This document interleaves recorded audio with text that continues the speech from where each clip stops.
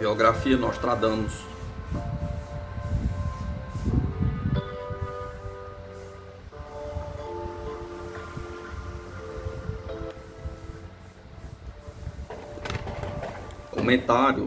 Comentários da Epístola a Henrique II por Anatole Lepetlier. Época do Advento Comunitário. Epístola a Henrique II. Dirá alguém que esteja querendo ver mais claro que a rima de minhas quadras é tão fácil quanto é difícil entender o seu sentido. E realmente o humaníssimo rei, a maior parte das quadras proféticas são de tal modo ásperas que não se poderá saber o seu sentido, a menos ainda interpretá-las. Todavia, espero deixar por escrito os anos, cidades e regiões nas quais ocorrerão a maior parte dos acontecimentos futuros, mesmo os dos anos de 1585 e 1606, a começar desde o tempo presente, hoje, que é dia 14 de março de 1557, e passando ainda um longo tempo até os acontecimentos que virão depois, no começo do sétimo milenário, momento profundamente previsto pelo meu cálculo astronômico e por outros conhecimentos que pude alcançar, na qual os adversários de Jesus Cristo e sua igreja começaram a pulular ao máximo. Comentário. Ora, a maior parte das quadras proféticas são de tal modo complicadas e escabrosas que ninguém saberá divulgá-las sem perigo, e menos ainda explicá-las totalmente. Todavia, espero deixar por escrito os tempos e os lugares onde se cumprirão a maior parte dos acontecimentos memoráveis, não mais somente no ano de 1585 ou no ano de 1606, mas a partir do presente dia, que é o 14 de março de 1557, em seguida a corrente de tempos muito mais distantes até o advento comunitário, que se fará no começo do sétimo milenário, bem contado, tanto quanto os meus cálculos astronômicos junto à minha ciência oculta me permitiram entender, e durante a qual os adversários de Jesus Cristo e da Igreja Romana começaram a pulular e a predominar mais do que em qualquer época passada. Começo do advento comunitário, a era republicana, 22 de setembro de 1792, Epístola a Henrique II. E durante todo o período de que ele representa o começo, a igreja cristã será mais perseguida do que foi na África, e a época presente durará até o ano de 1792, que se cuidará ser uma renovação do século. Comentário. Então seria o começo, compreendendo o tempo que duraria o advento comunitário, a Revolução Francesa. No primeiro ano deste período, 1793, seria feita na França contra a igreja cristã uma perseguição mais terrível do que aquela que ela sofrera na África sob a dominação dos vândalos em 1439 e 1534. E esta perseguição irromperia em toda a sua violência do ano de 1792, que alguém pensaria estar acontecendo uma mudança de século. Tempos intermediários, a restauração, 22 de junho de 1815, Epístola a Henrique II. E ainda pela última vez todos os reis da cristandade tremerão, e também os dos infiéis, durante o espaço de 25 anos. E acontecerão guerras e batalhas mais encarniçadas, as cidades, povoações, castelos e edificações, e edifícios de todas as espécies serão queimados, abandonados e destruídos, no meio de um grande derramamento de sangue que não poupará nem as virgens, nem as esposas, nem as viúvas, nem as crianças de leite, que serão lançadas e esmagadas contra os muros. Tantos males serão cometidos por meio de Satanás, príncipe infernal, que quase todo mundo cristão se encontrará desfeito e dizimado. E antes de que ocorram esses acontecimentos, serão ouvidos alguns pássaros esquisitos gritando no ar, rui, rui, e depois de algum tempo desaparecerão. E depois que tudo isso tiver durado bastante tempo, será quase renovado um outro reinado de Saturno, um século de ouro. Deus, o Criador, ouvindo a aflição do seu povo, Satanás será preso e acorrentado no abismo, e então começará uma era de paz universal entre Deus e o homem. Comentário. E então, nesta última época, todos os reinos da cristandade e até mesmo dos infiéis serão abalados durante 25 anos. 1792 mais 25 igual a 1817. Haverá guerras e batalhas mais sangrentas. As cidades, os burgos, os fortes e outros monumentos serão queimados e destruídos. As virgens serão imoladas, as mulheres casadas e as viúvas serão violadas. Os meninos de peito serão massacrados e lançados contra os muros. E haverá tanta coisa ruim por instigação de Satanás, o príncipe infernal, que quase todo mundo será assolado e destruído. E como sinal desses acontecimentos, as águias imperiais esvoaçarão pelos ares, gritando: hoje, hoje. E depois de algum tempo elas desaparecerão. Depois que esses acontecimentos calamitosos tiverem durado até o termo prefixado 25 anos, o mundo estará quase renovado. Crescerá ter voltado sobre a terra o reinado de Saturno e a idade do ouro. Deus, o Criador, ouvirá as súplicas de seu povo arrependido. Satanás será acorrentado e precipitado no fundo do abismo infernal, e a terra verá o começo entre Deus e os homens, uma paz universal. Duração do advento comunitário: 73 anos e 7 meses. Epístola a Henrique II. E isto será no mês de outubro, quando uma grande translação se produzirá, de tal modo que alguém pensará que a terra está fora de seu movimento natural e abismada em trevas eternas. Na primavera, antes e depois disso, ocorrerão extraordinárias mudanças, permutações de reinos e grandes tremores de terra. Tudo isso seguido pela germinação da nova Babilônia, prostituta, miserável, aumentada pela abominação do primeiro holocausto, cuja duração não passará de 73 anos e 7 meses. Comentário: será no mês de outubro que terá lugar uma grande revolução, que será tal que se criará a terra privada de seu movimento natural e abismada em trevas eternas. Na primavera serão vistos os sinais precursores, e logo depois de acontecimentos consideráveis, de mudanças de reinados, de grandes guerras com grande agitação dos impiedosos da moderna Babilônia. Paris, filha miserável da Babilônia antiga, mais criminosa ainda por causa da abominação do sangue de seu rei Luís, que ela já terá derramado.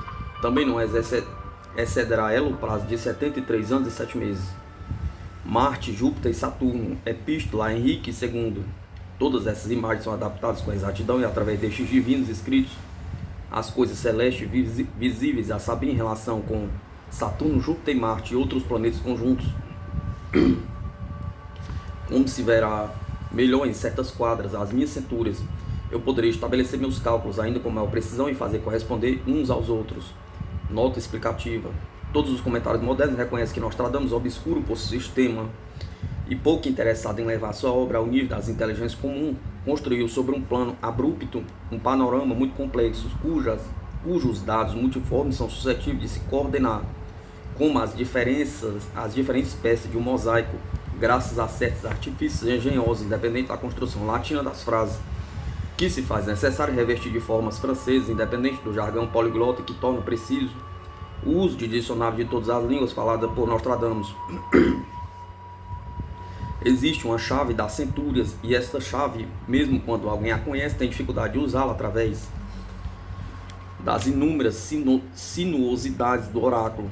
Ela consiste na repetição de certos vocábulos qualitativos que é necessário distinguir em todos os lugares onde eles estão dispersos, não somente em 5 ou 6 idiomas diferentes, mas ainda em sua etimologia e sua metonímia, em sua parafrase e em sua antifrase, em seus anagramas, seus sinônimos, seus homônimos,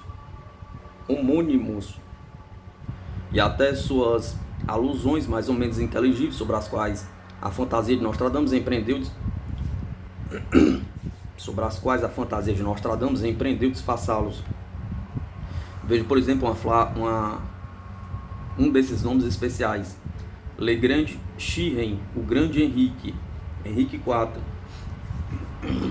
Chiren é o anagrama de Henrique, que antigamente se escrevia Henrique, do latim Henricus.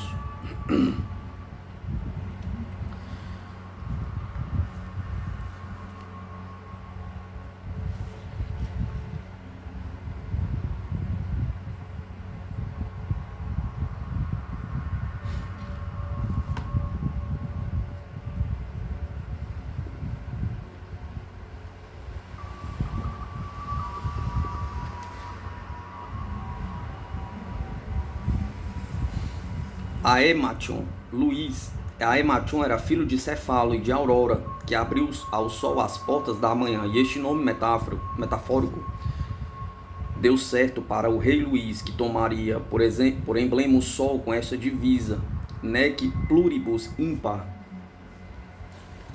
Aqui ele misturou todas as línguas que o Nostradamus sabia para ficar rodando no que ele queria falar. Então vou passar essa parte. Os 3 últimos personagens fatídicos do futuro. Reconstrua de acordo com as regras da sintaxe francesa todas as cestilhas, quadras e parágrafos nos quais se encontram esses nomes ou seus equivalentes. Traduz do céltico, do românico, do espanhol, do italiano, do latim, do grego e do hebreu os vocábulos estrangeiros ou bárbaros. Junte, enfim, uma e outra estas quadras, essas cestilhas, estes parágrafos, ajudando-se com a história, a mitologia, a tradição, as profecias, os oráculos, e terá então construído sobre o plano de Nostradamus um tema fatídico, imperfeito talvez em seus detalhes, mas cujo conjunto e os traços concomitantes se aproximarão fortemente da verdade, só por acaso não coincidirem estreitamente. Para apreciar a eficácia deste método, é suficiente lançar um olhar sobre o período histórico que acabamos de percorrer. Aqui compreende o reinado dos últimos Valois, desde a morte de Henrique II, ferido por Montgomery em um torneio em 1559, a subida ao trono do ramo protestante dos duques de Bourbon, Vendôme, na pessoa de Henrique IV, em 1589, o reinado de Luís e a Revolução Francesa desde a era republicana, e o suplício de Luís, em 21 de janeiro de 1793, até os dias de hoje. Por mais certo que seja o leitor, a adivinhação mágica ou astrológica, é impossível que ele não seja tocado por certos nomes, certas datas, certos fatos, relampejando aqui e ali do fundo das centúrias como meteoros, em um céu obscuro, e mesmo que ele me censure de estar mostrando mais fácil de ter posto em relevo entre numerosas outras verdadeiramente sérias, algumas quadras pouco consistentes diante da crítica, não poderá desconhecer as concordâncias maravilhosas que surgem quase a cada linha entre o velho texto de Nostradamus e os memoráveis acontecimentos de nossa história. A chave que abriu o passado abrirá não menos certamente o futuro, mas não é necessário dissimular que lá onde falta o fio do condutor dos fatos já acontecidos, o estudioso, seduzido por suas próprias razões e pela impaciência de preencher a todo preço as lacunas que o desesperam, corre grande risco de se enganar. Todavia, eu me defenderei tanto quanto estiver em meu poder de toda vã imaginação e de toda interpretação temerária. Seguirei o oráculo passo a passo, escondendo-me atrás dele, não falando senão depois dele. Ou antes ele falará só e face a face com o leitor através de 3 séculos, que o separará. Sua voz fatídica responderá ela mesma às suas interrogações, conforme o método traçado pelos mais esclarecidos de meus predecessores, e seguindo por mim até aqui, repartirei meus materiais segundo suas afinidades plausíveis em 5 temas intitulados a Libitina, Marte, Júpiter, o grande Celta, o grande pastor e Saturno. Esses temas, que serão os últimos, compreenderão a generalidade dos principais acontecimentos históricos futuros e até o anticristo. Não obstante a reserva que eu próprio me prescrevi, poderei ter necessidade para seguir o fio dos tempos e o encadeamento dos fatos, de usar alguma liberdade e fazer aproximações arbitrariamente, talvez, de quadras, cestilhas e parágrafos, nos quais, por uma falta de completa identificação de expressões, eu creio reconhecer uma certa similaridade de vistas e de pensamentos. Poderá ser um escolho ao bater, no qual eu correrei grande risco de ser levado por outros caminhos que não o certo, para meu pesar. Então terei de apagar como tantos os outros tributo terei de pagar como tantos outros tributo à falibilidade humana. Espero, entretanto, graças ao meu desligamento de toda a paixão política e de toda a pretensão de me apresentar como iluminado, conter-me dentro do justo limite, conservar o necessário sangue frio para acionar a tempo, se eu sentir que ele me escape o freio dos desvios mais excêntricos da minha imaginação. Já disse, sobejamente, repito que minha tarefa no campo da mística cristã não vai além daquela de um simples estudioso. Nada, entretanto, é absoluto, nem nas formas de interpretação que foram feitas, e menos ainda naquelas que vão a seguir. E é minha intenção deixar plena liberdade a cada um para procurar um método que acreditar ser o melhor e usar a sua vontade de informações que coloca em suas mãos. Pretendo deixar a cada a liberdade de dispor sobre um ou outro plano de interpretação e de compreender de um modo diferente do meu os oráculos de Nostradamus. 3 personagens ocupam o primeiro plano da parte ainda não explicada das centúrias. 1. Marte. 2. Júpiter. 3. O grande Celta. 4. O grande pastor. Os outros, à exceção de Saturno, o anticristo, deixado para o fim, não passa de comparsas mais ou menos secundárias do drama que se desenrola acima deles.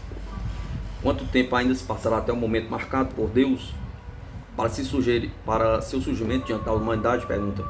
Eu ignoro, talvez vários séculos, alguns anos talvez, ou as peripécias deste drama estão todas traçadas em uma história mencionada nos autores eclesiásticos do século IV, muito difundido na Idade Média, segundo o qual a consumação dos séculos e a dominação final do anticristo serão precedidos pelo reinado de um último imperador, o rei dos francos, que fará reflorir a religião católica em todo o universo, esmagará a heresia, pacificará a terra e fará com que todas as nações regeneradas sob seu cetro gozem de felicidade e abundância de bens espirituais e temporais, que antes tinham feito desaparecer em suas dissensões intestinas. A este último imperador, o rei cristão dos francos, cuja época de resto é problemática, Nostradamus aplica diversos nomes qualitativos ou simbólicos, tirados seja de sua pessoa, seja de sua origem, seja de sua missão providencial, seja de particularidades astronômicas ou de ocorrência memorável de seu reinado. O grande pastor, o pastor angélico, será um papa contemporâneo do grande Celta, reintegrado pela força das armas francesas sobre o trono pontifical em Roma, cuja revolução triunfante teria banido seus predecessores e que derramará sobre a fronte do novo Carlos Magno o óleo do santo crisma, proclamando o seu vigário temporal e investindo no nome de Jesus Cristo do governo político da cristandade, a fim de que os católicos do mundo inteiro o obedeçam e que ele submeta pela espada seus inimigos de todas as línguas, de todas as seitas, de todas as raças, de todas as nações. Entre esses últimos, um príncipe guerreiro que Nostradamus chama de Marte, em torno da qual virão instintivamente se agrupar todas as forças vivas do gênio revolucionário, disputará o império ao grande Celta e obrigá-lo a sangrentos combates na França. Um outro personagem enigmático, o Leopardo, parente, talvez filho, aliado de Marte, levantar-se-á um pouco mais tarde na Itália e por sua vez será derrubado. O grande Selim, ou sultão dos turcos, cairá em seguida e depois da conquista de Constantinopla e da queda dos otomanos, nada mais se oporá. Aqui o grande Celta, vencedor de todos os seus inimigos do Ocidente e do Oriente, vá para cumprir o oráculo. Haverá a cruz em Meque e em Medina, no coração do Império Turco, até sobre a tumba de Maomé. Depois virá o anticristo. Nostradamus, em certos lugares, chama-o de Saturno e em outros de o póstumo. Esta particularidade, juntada a outros indícios mais vagos com as quais seja lícito que se faça presentemente objeto de um tempo positivo, induz a pressupor que o anticristo será descendente do sangue de algum personagem ilustre, cuja morte prematura teria feito decair este filho ainda não nascido, póstumo, da última categoria clássica, que teria em sua origem, categoria que ele virá a reconquistar mais tarde. Em outras passagens, Nostradamus se mostra sóbrio de detalhes sobre esse assunto, seja pelo longo tempo que o separaria dos fatos preditos, ou porque a obscuridade sistemática do oráculo impede o intérprete, se bem seguir o fim da meada, seja porque o gênio inspirador de Nostradamus não lhe permitiu perceber claramente, além do período de advento comunitário da Grande Revolução Francesa, desde a era republicana, 22 de setembro de 1792, até o cumprimento do reinado do grande Celta. Tal é, em suas linhas originais, a antiga história na qual Nostradamus tira para coroar sua obra um corolário magistral e digno em todos os pontos das sábias premissas que ele organizou.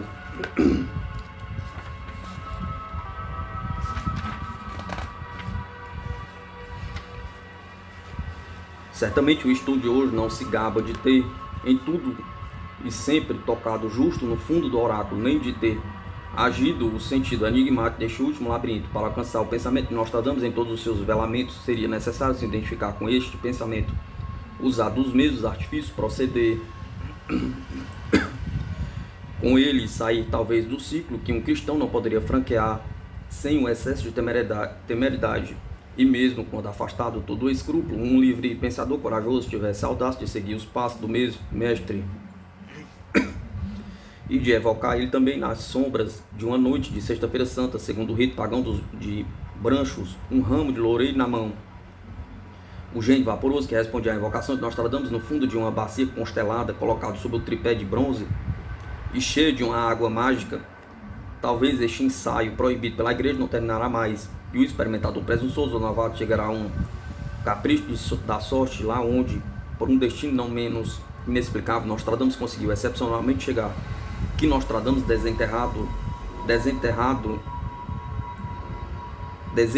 a arte mágica com todos os seus refinamentos da poeira das idades onde ele dormia desde longos séculos, tenha tomado emprestado suas práticas do ritual pagão de Branchos, conseguindo resultados satisfatórios, embora possa parecer frustrantes a olhos inexperientes, prodigiosos meses que deixam bem longe para trás os outrora tão famosos oráculos de Delfos, de Dodone, de Trofônios, de Serapis, de Preneste, de Cumes. É ponto fora de qualquer dúvida, porque os textos falam por si mesmos e quem manuseá-los atentamente,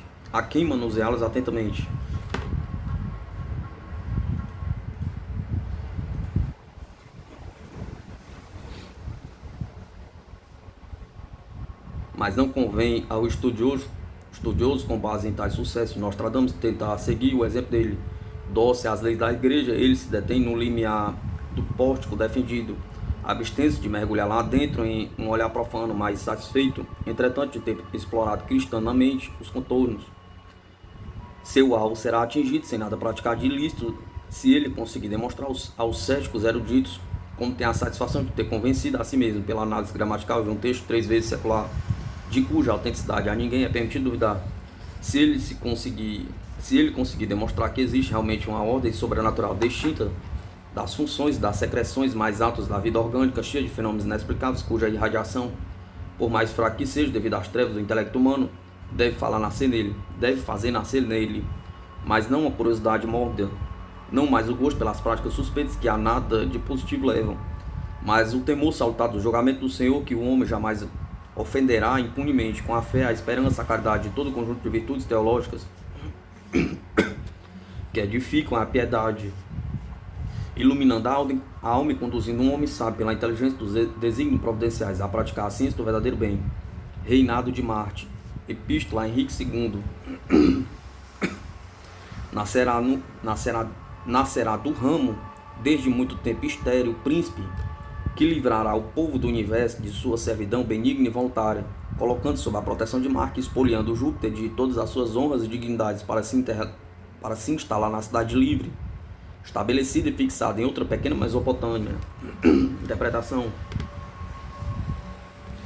será de um ramo, de um tronco estéril desde muito tempo, que nascerá o homem que livrará o povo francês da servidão benigna e voluntária, na qual teria se colocado por si mesmo, colocando sob a proteção de Marte em detrimento de Júpiter, que será expoliado de todas as suas honras e dignidades hereditárias, a fim de deixar livre Paris, cidade edificada na confluência de Sena e do Marne, dominação do anticristo. Epístola a Henrique II. Depois começará o grande império do anticristo com Átila e Xerxes, vindo com inumerável multidão de gente, de sorte que a vinda do Espírito Santo procedente do grau 48 fará transmigração, afastando-se da abominação do anticristo, que fará a guerra contra a real pessoa do grande vigário de Jesus Cristo e contra a sua igreja e seu reino. Interpretação: o grande império do anticristo começará a aparecer sobre a Europa pela Hungria, Átila, e pela Dalmácia, Xerxes, com exércitos inumeráveis, de tal maneira que o espírito de sabedoria e de força retirar-se-á de Paris, onde ele havia reinado com o grande Celta, e subirá ao céu, fará transmigração e cederá lugar à abominação do anticristo. Este fará a guerra Este fará a guerra ao Papa, que será então o grande vigário de Jesus Cristo, e a Igreja Romana, o tempo de seu reinado do Anticristo, que será curto, será aquele do fim dos tempos. Nostradamus, de 1867 aos nossos dias, previsões para o ano 2000. Nota explicativa.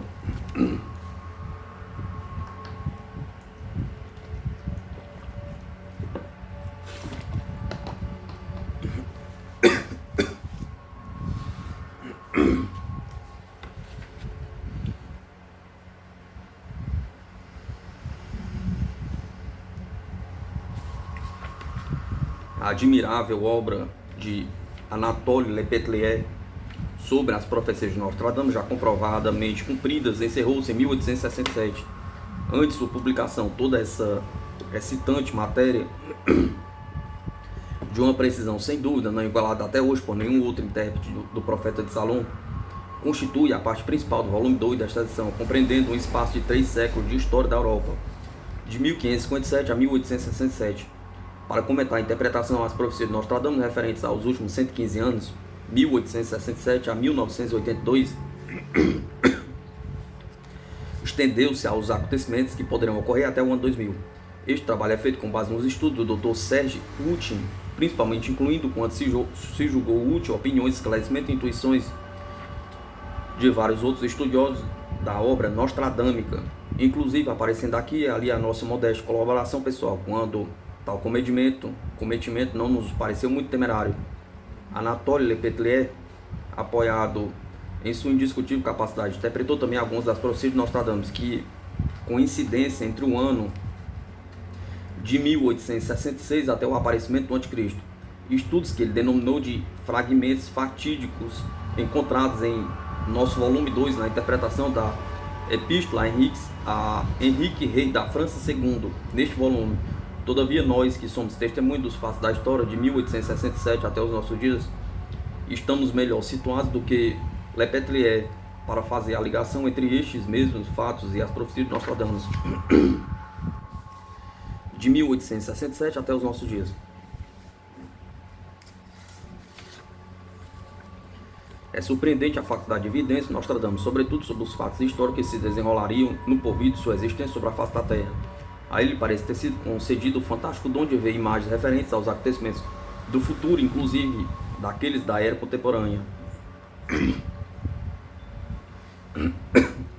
Oh, que caristia! Exclamaria ele, referente-se ao aumento incessante do custo de vida a partir do fim da Primeira Guerra Mundial. Fenômeno que pendura até nossos dias, agravando-se continuamente em várias partes do mundo, desafiando e zombando da capacidade do homem para dominá-la. Alguém dirá que nestas palavras não há profecia alguma, mas o fato é real e Nostradamus mencionou há mais de 4 séculos. É preciso notar que não se trata de uma referência a fomes e faltas de alimento, mas ao alto custo destes. Carestia significa preço alto e, só por extensão, significaria escassez.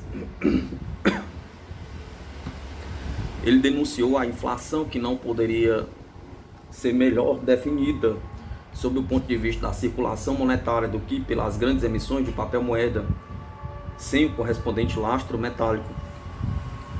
A quadra 28 é profética a esse respeito. Trata-se de uma quadra muito complexa, de tradução difícil, para o entendimento da qual Érica Sental diz ter recorrido às luzes do Dr. Fontaine. Sua tradução é a seguinte: os simulacros de ouro e prata inflacionados, que depois do roubo foram atirados ao lago, quando se descobriu que foi tudo consumido e gasto pelos altos custos, todos os certificados e bônus serão levados. O interessante nesta quadra, como parte da tradução, que pode até ser considerado fantasia, não bastante a autoridade de Érica Shenton e do Dr. Fontaine, é principalmente o primeiro verso, o simulacro de ouro e prata inflacionados, uma referência ao papel moeda numa época em que ele não existia. Portanto, Nostradamus previu o aparecimento e o seu uso inflacionário. Um apreciável número de quadras faz referências bem claras às duas últimas grandes guerras. Aliás, Nostradamus viu muito bem que as conflagrações mundiais de 1418 e 3945 foram dois episódios de um mesmo conflito. O Dr. Serge Rutin cita inicialmente a quadra 31 da Centúria 1. Tantos anos na Gália as guerras durarão, além do tempo do monarca Caustulon. Vitória incerta, três grandes coroará, a águia, galo, lua e o leão sol em marca. Segundo ele, o Caustulon monarca é o presidente da república. O chefe do poder executivo com cástula, do latim cástula, túnica, e por anatomásia, a deus da república ou da liberdade, que se representava vestido com uma túnica semelhante à cástula das virgens romanas. O primeiro verso seria uma referência à repetição contínua de guerras no solo francês, Gália igual à França. O segundo verso já foi explicado. O terceiro seria uma referência à vitória incerta dos três grandes, Roosevelt, Churchill e Stalin. Incerta, levando-se por conta os acontecimentos que se seguiriam a partir de 1945 e que pendurariam até os nossos dias.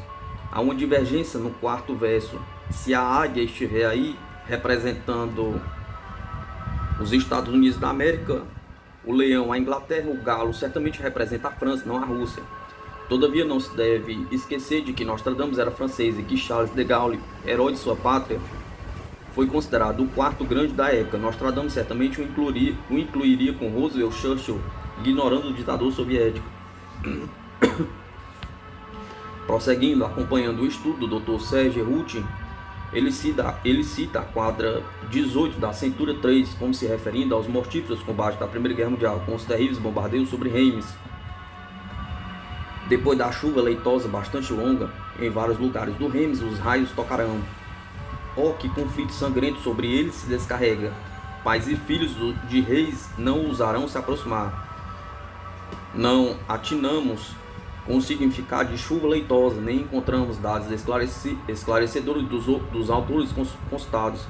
Na quadra 57 da Centúria 2, o primeiro e último verso, falando da morte de um grande personagem que procederia um terrível conflito, aplicar-se-iam muito bem ao assassino do arquiduque Francisco Fernando da Áustria, em Sarajevo, em junho de 1914. Na opinião do senhor Serge Rutin, a quadra é assim: antes do conflito, o grande homem tombará. O grande, a morte muito súbita e pranteada. Nascido imperfeito, a maior parte nadará junto do rio de sangue e a terra atingida. Não sabemos se o arquiduque austríaco nasceu com alguma deformidade física e queremos que não. Os outros três versos da quadra estão perfeitamente de acordo com o personagem e o episódio sugerido pelo Dr. Rutin.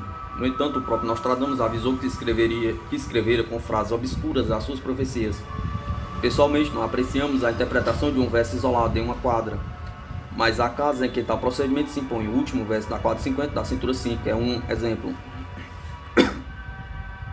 Mustafa Kemal Pasha, considerado o fundador da Turquia moderna, comandando tropas de seu país, invadiu a Armênia, onde cometeu muitos massacres. Atualmente, a Armênia faz parte da Rússia soviética.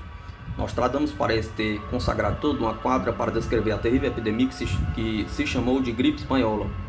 Tratava-se, na realidade, de uma forma de peste pulmonar que, em 1918, faria mais vítimas na Europa do que o grande conflito armado que acabava de terminar.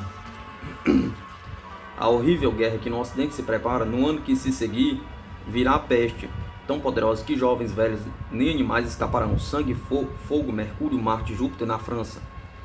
A profecia da quadra 54 da Centúria 1 refere-se sem dúvida às duas revoluções russas de 1917. A democrática e depois a comunista. Duas revoluções feitas pelo maligno ceifador de reinos e séculos, fazendo permutação. O signo móvel volta então para o seu lugar, inclinando igualmente para os dois. O Dr. Rutin veio uma referência definindo o comunismo nos seus primeiros versos da quadra 67 da Centúria 3. Uma nova seita de filósofos, desprezando a morte, ouro, honras e riqueza pelas montanhas da Alemanha, não ficarão limitados. A segui-los e a apoiá-los terão multidões. Pode-se pensar que toda a quadra, e não apenas os 2 primeiros versos, faz uma predição sobre o comunismo. Todavia, desprezar a morte, o ouro, as honras e as riquezas não é exatamente um predicado ou uma série deles aplicável ao comunismo de nossos dias. Ao contrário do Dr. Ruth, alguns estudiosos de Nostradamus acham que a profecia diz respeito a algumas seitas protestantes, principalmente os anabatistas. Um dos versos da 471 da cintura 4 poderia referir-se ao massacre da família imperial russa em Ekaterinenburg. Dentor do poço as vestes inundadas. Sabe-se com efeito que cadáveres e roupa foram queimados apressadamente e as partes não incineradas, particularmente as barbas de baleia dos espartilhos, foram jogadas no poço de uma mina abandonada. Os outros 3 versos são um mistério. Nostradamus vê um chefe vermelho, trata sem dúvida de Lenin, suceder na Rússia a velha monarquia autocrática, na profecia da quadra 57, da cintura 4. Aquele que estava bem à frente do reino, tendo um chefe vermelho perto da hierarquia, áspero e cruel, se fará temer tanto, sucederá à sagrada monarquia. Um chefe vermelho cruel sucederá à sagrada monarquia. As referências a Adolf Hitler são muitas. A quadra 24 da cintura 2 é uma delas. Bestas selvagens e famintos cruzarão os rios. A maior parte do campo contra Hitler estará. Em uma caixa de ferro grande fará arrastar. Quando o filho de alemães a nada obedecerá. O primeiro verso refere-se naturalmente às divisões bélicas alemães cruzando os rios selvagens e famintas de sangue e de glória, ou se estendendo por toda a Europa, quase impotente diante dos batalhões blindados do ditador alemão. No entanto, segundo o verso, a maior parte do mundo civilizado estaria contra eles. O terceiro verso, e menos claro, poderia ser uma referência ao duro controle que Hitler exercia sobre os seus grandes generais, almirantes, etc. Quanto ao quarto verso, a quem mais poderia se referir, senão ao próprio Hitler, que não prestava nenhuma obediência a homens ou leis? Pergunta. Ele mesmo, o ditador alemão, reconheceu nesta quadra e fez largo uso dela, com propaganda que demonstrava sua predestinação nos anos que antecederam a Segunda Guerra Mundial. A quadra 68 da cintura 4. Num lugar próximo, não afastado de Vênus, os 2 grandes da Ásia e da África, vindos, irão dizer ao do Reno e Hitler, gritos prantos em Malta e nas costas da Liguria.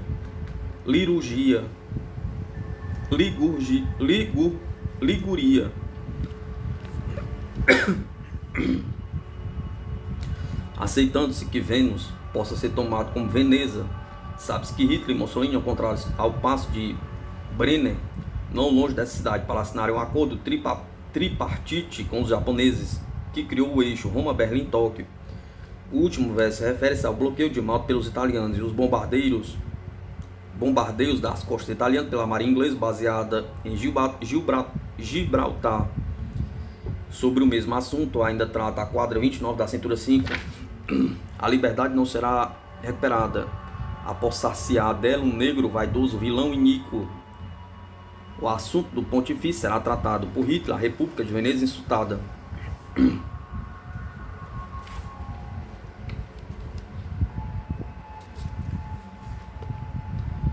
Não haverá mais liberdade, porque um homem negro vaidoso, vilão iníquo, aprenderá em suas mãos.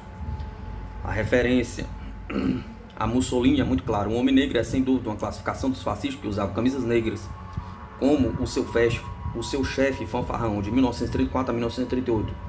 Mussolini esforçou-se para se aliar a Hitler através das mais diferentes intrigas.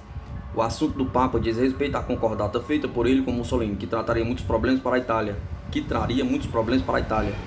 Dessa época, Veneza era uma república e Mussolini seu ditador. Richter é o nome latino do Danúbio. E os intérpretes de Nostradamus anteriores a 1930 sempre acharam que o profeta se referisse a esse rio em todas essas profecias. No entanto, com o aparecimento de Hitler no paranome da história mundial, ficou claro que ele era o personagem predido por Nostradamus. A seguir, na quadra que parece descrever o triunfo e a queda do nazismo na Alemanha. Por 9 anos, um magro manterá o reino em paz, depois cairá em uma sede de guerra tão sanguinária. Por ele, um grande povo cairá sem fé e sem lei, morto por um sentimento muito melhor. Até 1939, não bastante tivesse feito muitas provocações e algumas anexações territoriais à Alemanha, Hitler conseguiu manter seu país em paz, armando-se para a hecatombe que desencadearia na Europa a partir desse ano. Levou o grande povo alemão à derrota final em 1945. O último verso certamente é uma referência a Roosevelt ou a Churchill,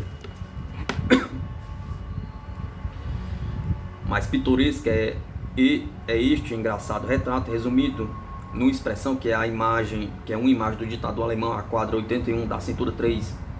O grande ditador sem vergonha e audacioso. Lendo este verso, surge-nos imediatamente no espírito o quadro de Adolf Hitler vociferando em Nuremberg diante de auditórios fanatizados pelo seu verbo enfurecido. E outra quadra 90 da cintura 3 do ditador é assim qualificado: o grande sátiro e tigre da Hircânia. Eis a seguir um verso que anuncia a anexação da Áustria, quadro 82 da cintura 1.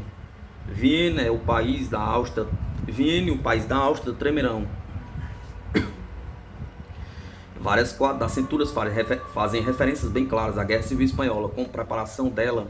A quadra 16 da cintura 11 é bastante explícita, citando inclusive nomes de personagens. De Castela Franco separará a Assembleia, os embaixadores não gostarão e farão cisma. Aqueles de Rivera estarão na multidão, e ao grande se negará a sua entrada no Golfo. Francisco Franco e o primo de Rivera, este último estabeleceu um governo ditatorial na Espanha de 1923 a 1930, tendo tomado parte ativa em sua disposição. De 1923 a 1930, tendo tomado parte ativa de sua disposição, Franco foi exilado para o Marrocos e ficou proibido de voltar à Espanha, não podendo atravessar o Mediterrâneo, como aparece no último verso. Mais tarde, quando seu partido alcançou o poder, ele voltou. Pouco tempo depois foi deflagrada a Guerra Civil, com os detalhes mencionados na quadra 54 da cintura 3.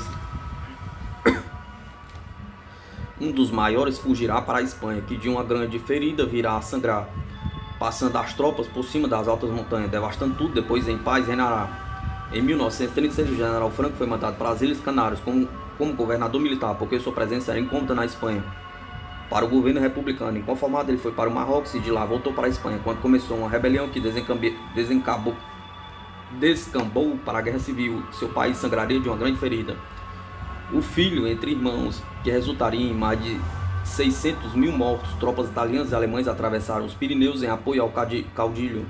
Tropas russas entraram na Espanha para ajudar os republicanos. O país foi devastado. Fim da guerra, contrariando todas as expectativas, mas confirmando a profecia de Nostradamus. Franco conseguiu manter a Espanha em paz, fora da Segunda Grande Guerra, apesar dos esforços de Hitler e Mussolini e seus aliados para que ele participasse do conflito ao lado deles.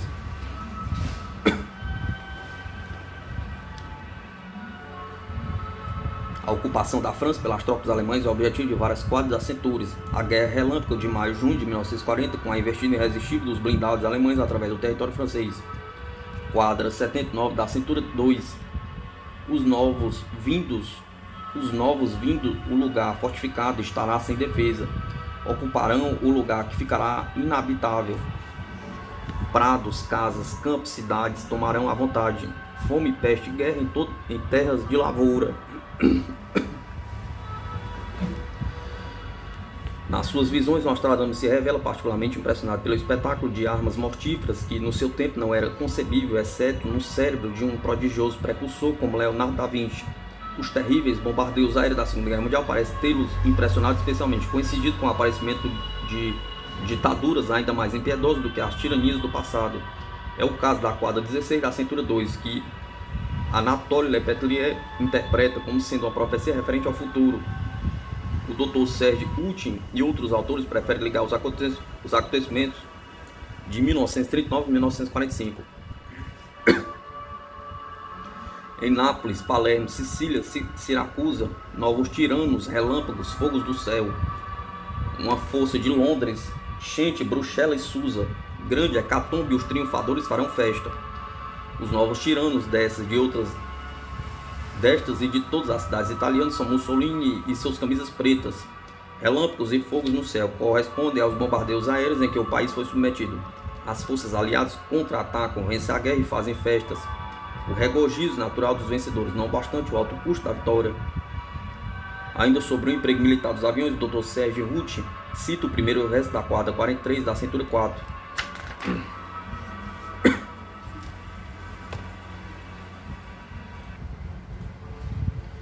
Serão ouvidas armas batalhando nos céus, aqueles são mesmos divinos inimigos. Quererão as leis santas injustamente debater. Por raios e guerra serão mortos os que assim procedem. Serão ouvidos e vistos aviões batalhando nos céus. Divinos inimigos seriam provavelmente uma metáfora, e o espaço acima da terra é divino, pertence a Deus, e sem dúvida Nostradamus pensava assim: inimigos divinos, inimigos que lutam no espaço divino. Debater as leis santas ou sagradas é fazer a guerra, já que a lei de Deus é a paz entre os homens. Os homens que só acreditam na guerra, que a tramam e a fazem, morrerão por ela. Será debaixo fogo vivo, morte escondida. Dentro dos globos, horrível, espantadora. À noite a tropa reduzirá a cidade a pó. A cidade incendiada, inimigo favorecido. Lepeletier, com a sua incontestável autoridade, vê nesta quadra uma profecia sobre o atentado que Orsini praticou contra o imperador Napoleão III em 14 de janeiro de 1858. No entanto, Dr. Serge Ruth cita os 2 primeiros versos dela como referente às armas modernas, bombas explosivas de grande calibre e até mesmo as ogivas nucleares. Pode-se pensar também nas minas de todos os tipos usadas em larga escala na última guerra. Inventos e usos posteriores a Lepeletier.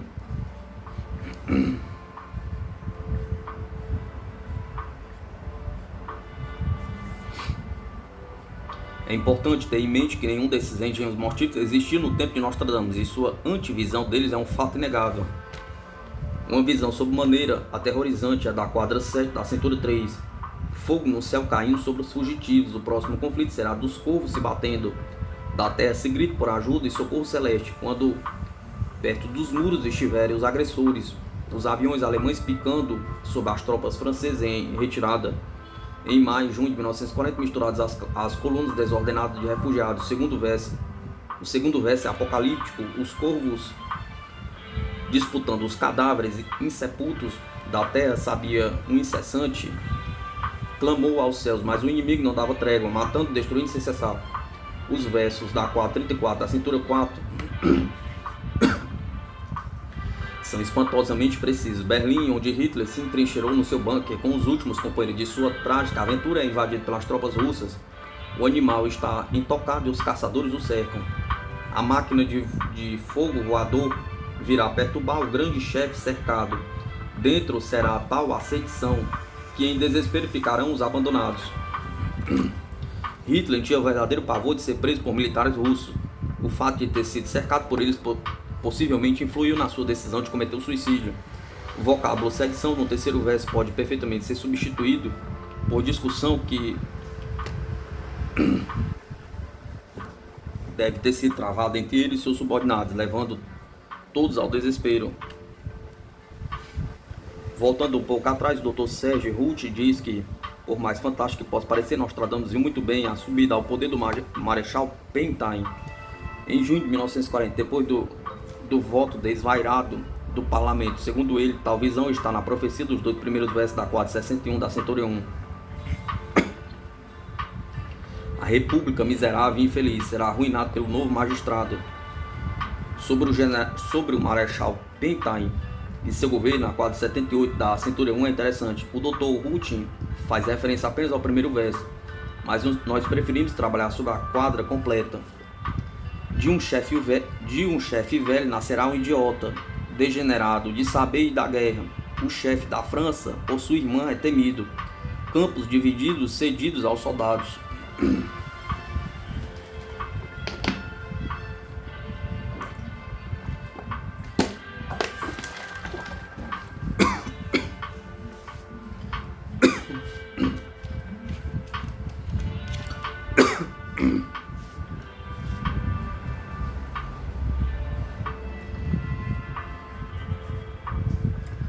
Alguns grandes intérpretes de Nostradamus, concordando em que a quadra se refira realmente ao Marechal Pentain, alegam toda a vida que não se pode explicar a irmã.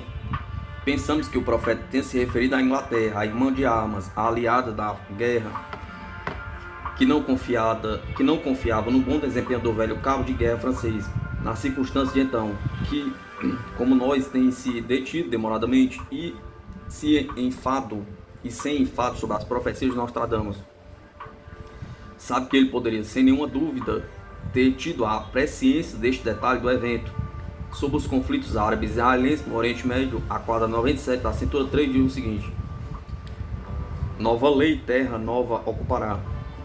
Em torno da Síria, Judéia e Palestina, o grande império bárbaro cairá, antes que a lua termine seu ciclo. As duas primeiras linhas são muito claras e falam da criação do Estado de Israel, não cristão ou bárbaros, e como Nostradamus classifica os árabes, profetizando que o seu império cairá antes do século terminar, como alguns estudiosos do profeta interpretam o último verso. Previsões para o ano 2000, o fim do mundo ou o fim de um mundo, pergunta.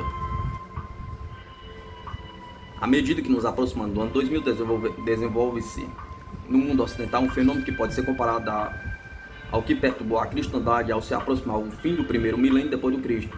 Mesmo os mais céticos, mesmo aqueles que procuram se apoiar em princípios irrecusáveis e evidentes, os materialistas incrédulos não estão totalmente indemnes a dúvidas e questionamentos íntimos. A possível proximidade do desencadeamento das previsões apocalípticas gera uma espécie de neurose coletiva nas povoações religiosas,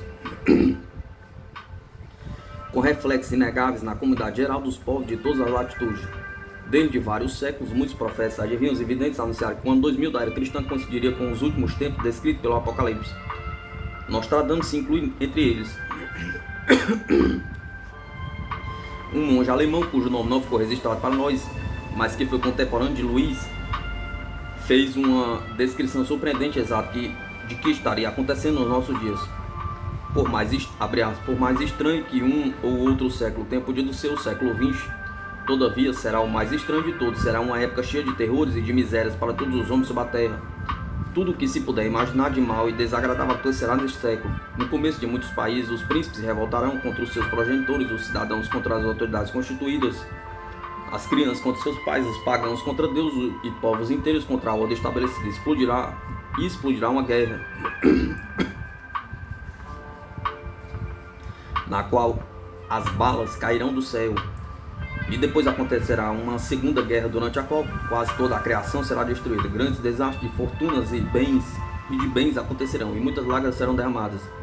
Os homens serão sem alma e sem piedade, nuvens envenenadas e raios ardentes, mais ardentes que o sol, mais incandescentes do que o Equador.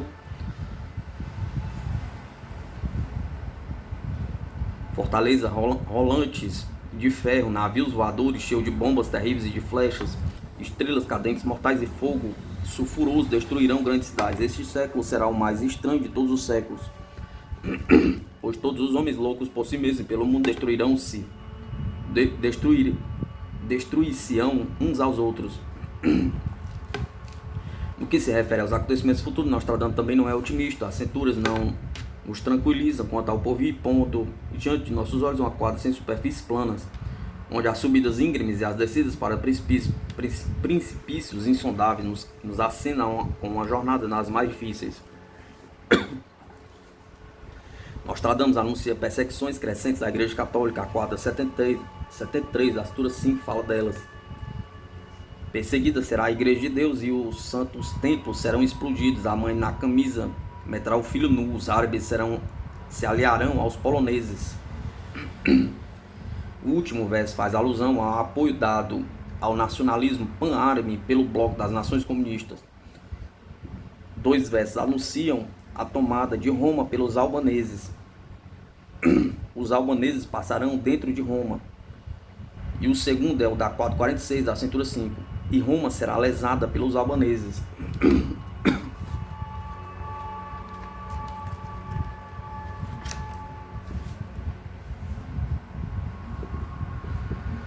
Os versos citados não significam o entendimento de uma conquista militar da Itália pela Albânia.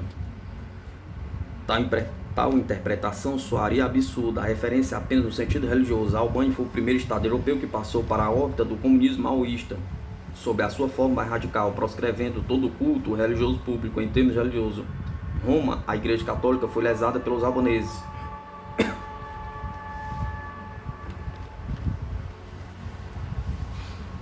Segundo o Dr. A quadra 80 da cintura 4 anuncia um novo incêndio de Roma, a invasão do Ocidente por forças poderosas vindo do Oriente, e que seriam comandados por um chefe idoso. Está predita na quadra 82 da cintura 4.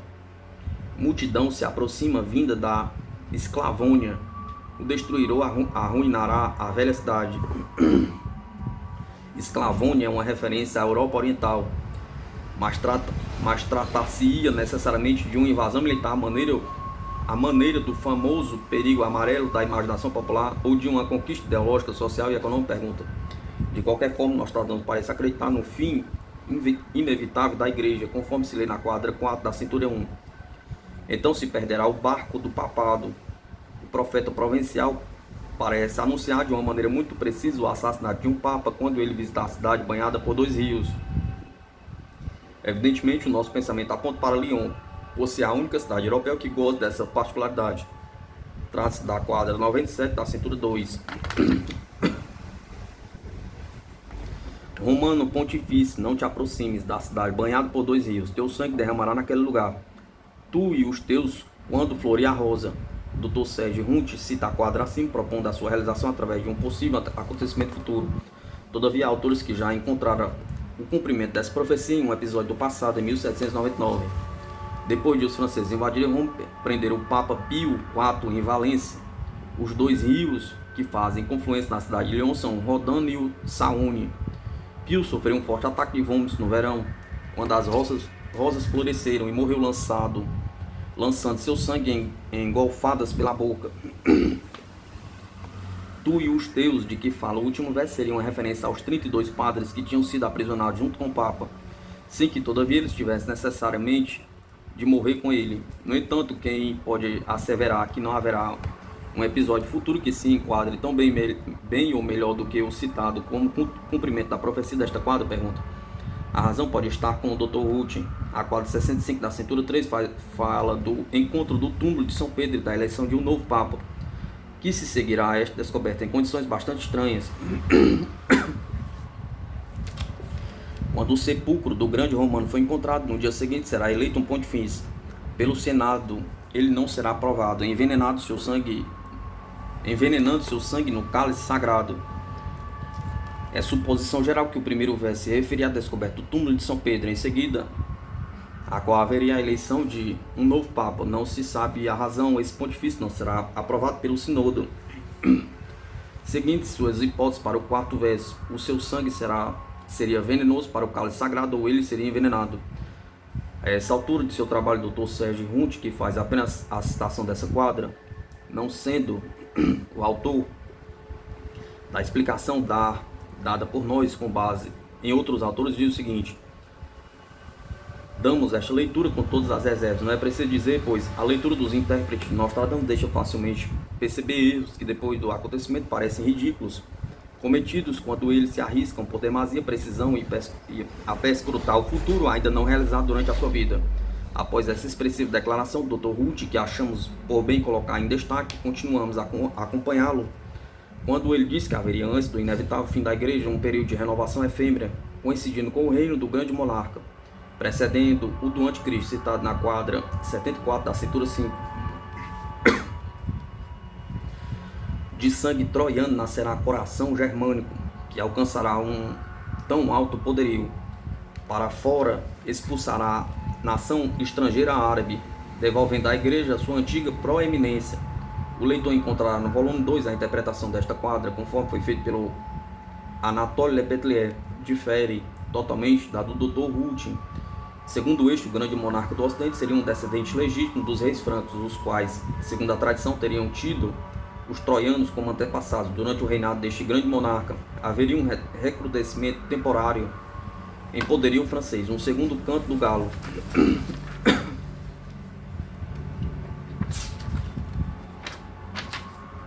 Se é verdade, diz ele, que se tentou ver em De Gaulle o verdadeiro grande monarca, a imensa maioria dos exégetas de Nostradamus não deixou de ver nele o herdeiro de uma filiação monárquica legítima e tradicional. Daí as tentativas, a mais conhecida delas foi a do Dr.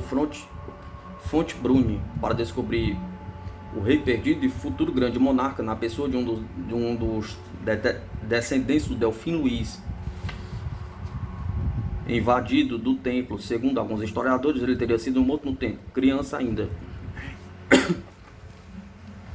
Seja como for, diz o Dr. Hunt, Nostradamus nos apresenta o grande monarca como restaurador do poderio ocidental. Ele seria o vencedor do Oriente, de acordo com a 450 da Centúria 1. Da aquática trindade nascerá, de um que terá por festa a quinta-feira. Sua fama, reino e poderio crescerão. Por terra e por mar atormentará o Oriente. A sua carreira é apresentada como fulgurante, mas logo terminada, sua morte seria seguida de um fim histórico definitivo da Igreja Católica, de acordo com a quadra 4 da Centúria 1. No mundo será feito um monarca que paz e vida não terá longamente, então se perderá a barca do papado, governada para seu maior prejuízo. Ele é dado como amigo de 2 outros reis ou chefe de estado, de acordo com os 2 primeiros versos da quadra 99 da Centúria 1. O grande monarca que fará companhia a 2 reis unidos pela amizade. Numa quadra nós o vemos governar os de Aquilão. A gente do norte ou do frio seriam os russos? Pergunta. Quadra 86 da Centúria 10. Como um grifo virá o rei da Europa, acompanhado daqueles do Aquilão, de vermelhos e brancos conduzirá a grande tropa e irá contra o rei da Babilônia. Este é um outro exemplo em que Anatoly Lepetlier e o Dr. Hunt estão em completo desacordo. O comentário de Lepetlier encontra-se no volume 2 e situa a profecia desta quadra como tendo sido cumprida por Luís, o rei da Europa, em sua luta contra Napoleão, o rei da Babilônia. No entanto, a colocação do Dr. Hunt também encontra apoio nos versos da profecia. Quando o grande monarca encetar sua luta contra o anticristo, rei da Babilônia no caso, terá a ajuda de russos brancos e também vermelhos, comunistas, pergunta, que teriam se reaproximado da fé verdadeira. Nostradamus chega a nos dar, segundo o Dr. Hunt, uma precisão astrológica sobre o ano que este grande monarca será sagrado em Reims e em Aix-la-Chapelle, na quadra 86 da Centúria 4. No ano em que Saturno estiver em conjunção com Aquário e com o Sol, o rei muito poderoso em Reims e Aix será recebido e ungido. Após as conquistas, matará a gente inocente. Os versos 1 e 2 mencionam uma conjunção astrológica muito rara. Os reis franceses, por tradição, coroados em Reims e Aix-la-Chapelle, a cidade da sagração de Carlos Magno, servia para o mesmo fim aos imperadores do Santo Império Romano. O verso 4 é misterioso, salvo se levar em consideração que numa guerra sempre morre muita gente inocente.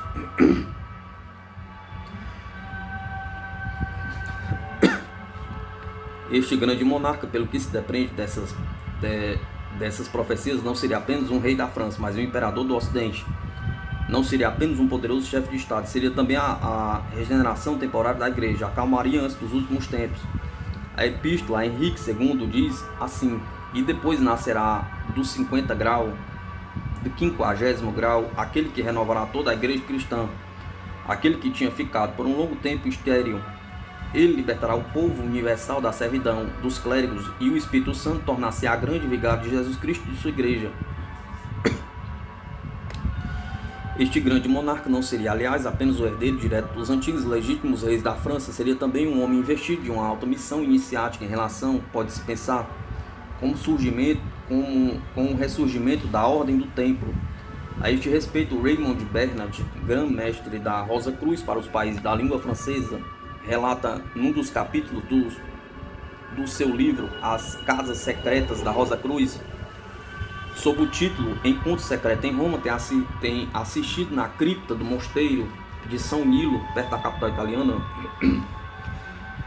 a uma cerimônia secreta em entronização templar ao lado de um personagem que usava o título de Monsenhor. Esta entronização foi celebrada por um misterioso cardeal branco, que seria o chefe do círculo interior da Igreja Católica. Quem seria o entronizado? Pergunta. O atual príncipe de Bourbon-Naundorf, descendente direto de Luís? Pergunta. Um rei perdido, que seria o último representante de uma oculta sobrevivência da dinastia merovingia? Pergunta. Não se deve pensar, para voltarmos à interpretação clássica do grande monarca, que essa esperança da volta ao trono de um descendente da linhagem legítima dos soberanos franceses seja uma ideia lançada por Nostradamus e depois desenvolvida por uma série de exégetas monárquicos do século XIX e XX, que procuram a qualquer preço uma confirmação nostradâmica para a sua esperança mais cara. Mais curioso, o arcebispo de Reims, São Remy, no ano de 496 da nossa era, durante o batismo de Clovis, fez esta espantosa profecia que leva o seu nome. Abre aspas. No fim dos tempos, um descendente dos reis francos reinará sobre todo o antigo Império Romano, será o maior dos reis francos e o último dos de sua raça, chegará como por milagre. Ele será da velha cepa, o trono ficará no sul, depois de um reinado glorioso irá a Jerusalém depositar sobre o Monte das Oliveiras a sua coroa e o seu cetro, e assim terminará o Santo Império Romano e Cristão, fecha aspas. Sem dúvida, ainda mais interessante é que, antes de São Remy, o próprio Santo Agostinho, numa época em que as tribos francas ainda desempenhavam um papel muito significante no mundo de então, teria profetizado em termos análogos, eis a profecia que lhe é atribuída, fecha aspas. Abre aspas. Alguns de nossos doutores dizem que um rei franco um dia possuirá o Império Romano em toda a sua extensão. Este rei virá nos últimos tempos do mundo. Será o maior e último de todos os reis. Morrerá em Jerusalém, no Monte das Oliveiras. E logo a seguir virá o Anticristo. Fecha aspas.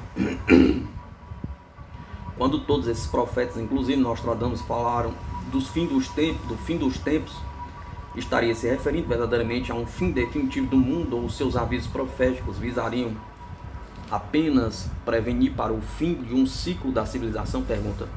Alguém da presente geração ficará vivo para presenciar os acontecimentos iniciais do ciclo vindouro? Pergunta. Mas as interrogações são mais profundas. Estaremos realmente nos abeirando do final dos tempos? Pergunta. Haverá um ciclo vindouro ou uma nova civilização depois da nossa? Pergunta.